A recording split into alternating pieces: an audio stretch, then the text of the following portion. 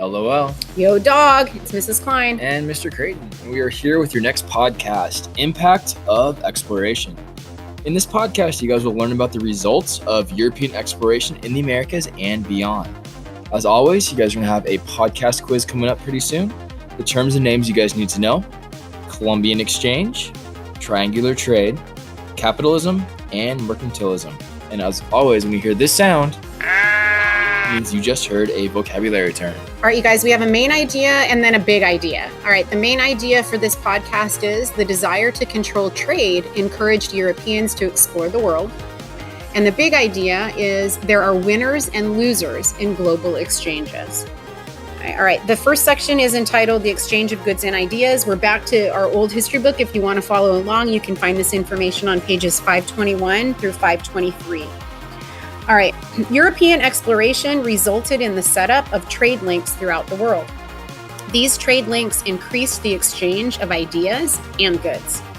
The Columbian exchange was the movement of living things, people, plants, animals, and diseases between the hemispheres. You guys have already looked at this with the map, so hopefully you guys have a good idea about that. The exchange began after Columbus's voyages to the Americas. Europeans brought domestic animals such as horses. In addition, they brought diseases such as smallpox to the Americas. Native Americans had no resistance to these diseases, and as a result, the diseases killed about 20 million Native Americans. The links among the continents created by the Columbian exchange resulted in new international trade patterns. You guys, when they say Native Americans, it's important for you to realize it's not just people who were here in the United States. When we're talking about the Americas, we're talking about Native Americans. We're talking about people who lived in Mexico and down into South America as well. Spanish colonies in Mexico and South America shipped silver from the Americas to Europe and then on to China. In return, such goods as silks, porcelain, and spices went back to Europe. A different kind of trade developed between the Americas, Europe, and Africa. Sugarcane, which grew well in the West Indies, was shipped to Europe. Slaves from Africa provided the labor needed to produce sugarcane.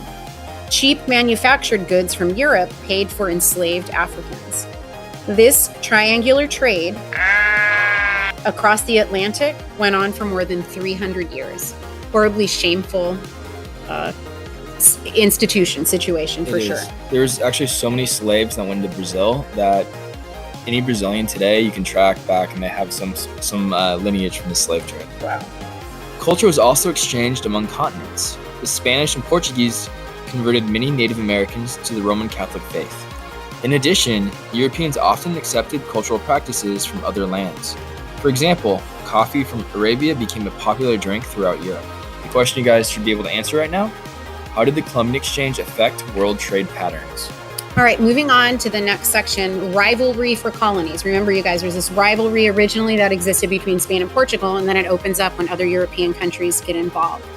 All right, be thinking about this question. Which European countries competed for colonies? As world trade increased, European nations competed for colonies overseas. Portugal set up trading posts in Africa, India, and East Asia. It also gained control of Brazil in South America. Spain focused on its silver and gold mining colonies in Peru and Mexico, which brought much wealth to the Spanish. There's a reason why Brazil, they speak Portuguese as opposed to Spanish. Yep. Thank you to the Treaty of Tordesillas that moved the line to the west so that the Portuguese could take over Brazil. Yep. The Dutch set up a North American colony called New Netherland, but most Dutch colonies were in the East Indies. During the 1600s, the French claimed lands that stretched from Canada down the Mississippi River to the Caribbean. In 1607, English settlers founded Jamestown in Virginia. English pilgrims settled in Massachusetts in 1620. The Pilgrims came to North America to escape religious persecution in England. The English also set up outposts in the Caribbean and India. English sailors attacked Spanish ships bringing gold from the Americas. This angered King Philip II of Spain. England also supported Protestant subjects who had rebelled against Catholic Spain.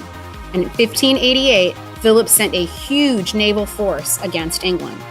This force was called the Spanish Armada. The English Navy defeated the Spanish Armada, but Spain still received great wealth from its gold and silver mines in the Americas.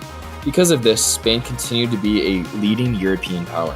The question you guys should be able to answer right now: What countries had a strong presence in the Americas? All right, last section, and this one is Europe's economy changes. And here's a question for your consideration.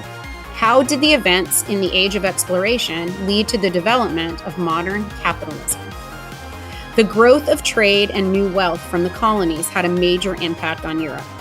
One of these developments was the growth of capitalism, an economic system based on private ownership of economic resources and the use of those resources to make a profit. Merchants who invested in successful colonization and trade ventures made enormous profits. Often, they invested this newly gained wealth in business ventures. Some wealthy investors funded industrial ventures. The chief method of manufacturing at this time was the cottage industry.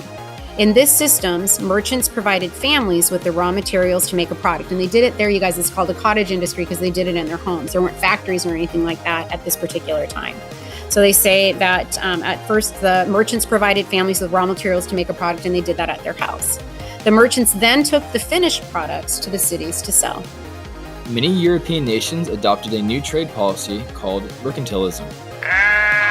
This policy said that a country's power depended on its wealth. A nation could gain wealth in two ways.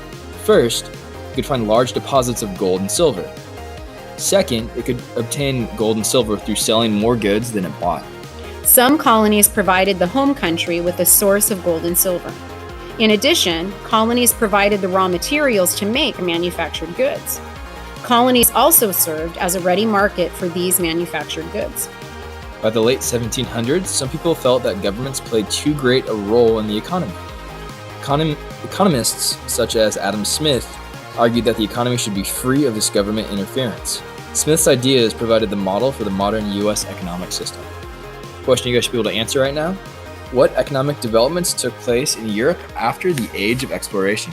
All right, you guys, just a reminder, we've got those vocabulary terms you're going to want to be familiar with. One more time, they are Columbian exchange, triangular trade, capitalism, and mercantilism.